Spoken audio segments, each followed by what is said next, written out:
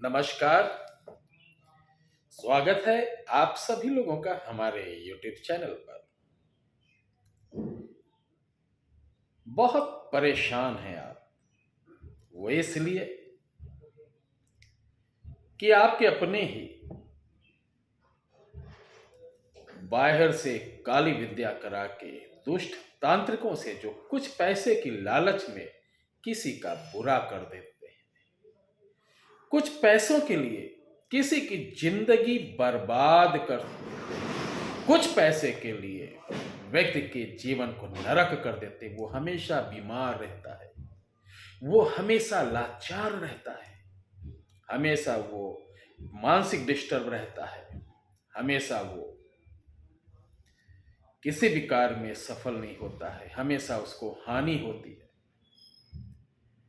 आपको जानकर ये बड़ा आश्चर्य होगा कि जो ब्लैक मैजिक है यानी भारतीय गंदा तंत्र, काला जादू, ये अधिकतर गंदी चीजों से, शमशान से, मसान से, मैले से, कुचैले से, जानवरों की बलि देकर, खून से, अंडे से, ऐसे गंदे गंदे पेड़ों से जिनके ऊपर आत्माएं रहती हैं, ऐसे कब्रिस्तान से, ऐसे शमशान से, ऐसे गंदे कपड़ों से, मासिक के कपड़ों से, ऐसे गंदे जगह जहां मल मूत्र त्याग करते वहां से किया जाता है। तो ये जब ब्लैक मैजिक किया जाता है तो अब जब आप सही दरबार जाते हैं जहां स्वच्छ दरबार है तो वो सब भी इस पर बहुत कम असर होता है, क्योंकि गंदे लोगों से, गंदी चीज़ों से सभी अच्छे लोग दूर रहते हैं। ऐसे देवी देवता रहते हैं जहाँ गंद चीज़ होती है वहाँ बहुत कम। अगर गंदी चीज़ें, ब्लैक मैजिक है, ये कमीना है, एग्जाम्पल, ये कमीना है, तो इस कमीने के कमीनेपन को हटाने के लिए कोई शरीफ आदमी को नहीं लगाना है। इससे बड़ा कमीना, इससे बड़ा दुष्ट, इससे बड़ा माफिया, इससे बड़ा दुष्ट, इससे बड़ा राक्षस, इससे बड़ा बलवान लगाएंगे, तभी वो जो इससे ऊर्जा में 100 गुना ज्यादा होगा, तभी वो इससे आप छुटकारा पाएंगे। तो गुरुजी ये कैसे होगा? मैं भी परेशान हूं, बहुत जगह गया, बहुत जगह दिखाया, लाभ नहीं मिला।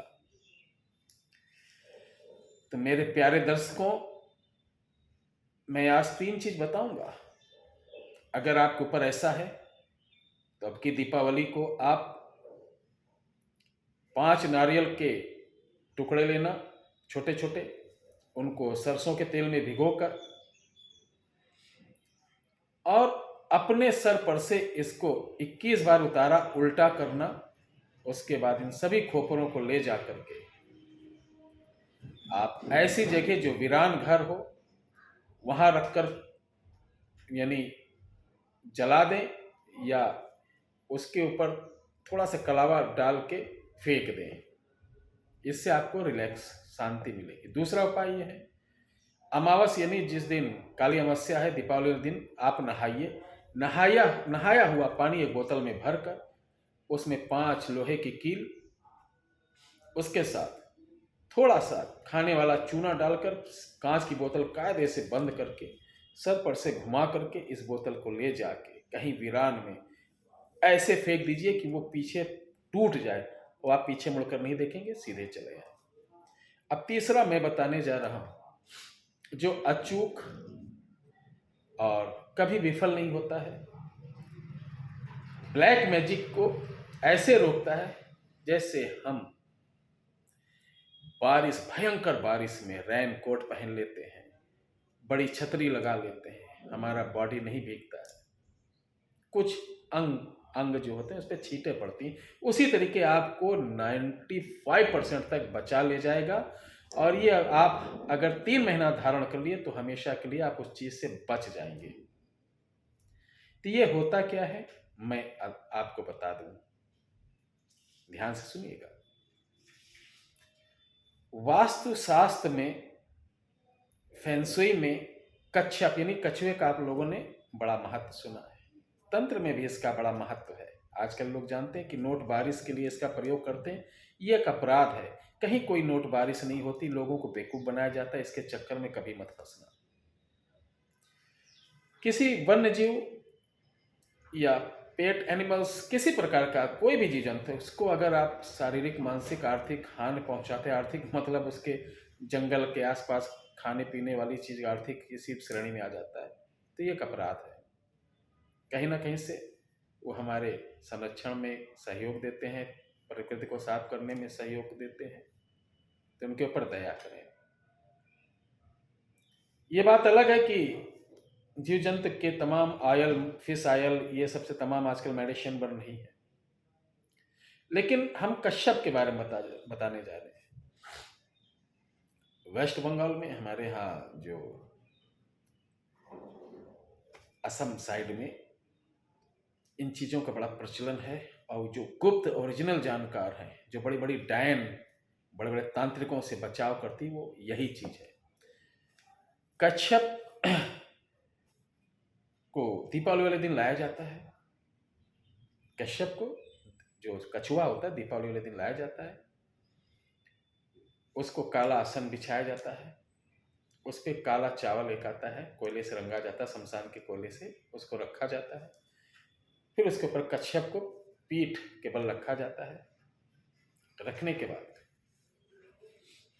इस पर कुछ तांत्रिक वस्तुएं हैं, वो 5 है, लिख लीजिए। बीर बहुटी पंसारी के यहाँ मिल जाती है। कच्छप मणि, जहां आपको स्टोन की दुकान वहां मिल जाती है। रतवा चावल, ये चावल बोया नहीं जाता, अपने आप उगता है, अपने आप ही झड़ता है। रतवा चावल ये तंत्र में। नारी फूल, और तीसरा है सहस्त्र चक्री दाना।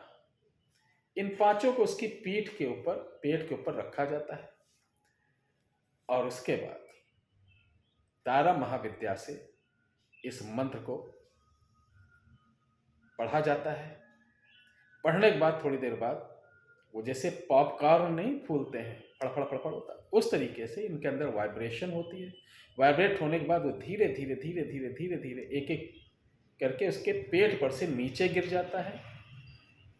पेट पर से नीचे गिरने के बाद ये सभी चीज रक्तवर्ण लाल, जैसे माता जी क्रोध में हो, अब लाल एकदम, कि शत्रु का नाश करने वाले, शत्रु संहारणी, ऐसे रूप में हो जाता है। उसी समय इसका पूजन, आरती माता की जाती है।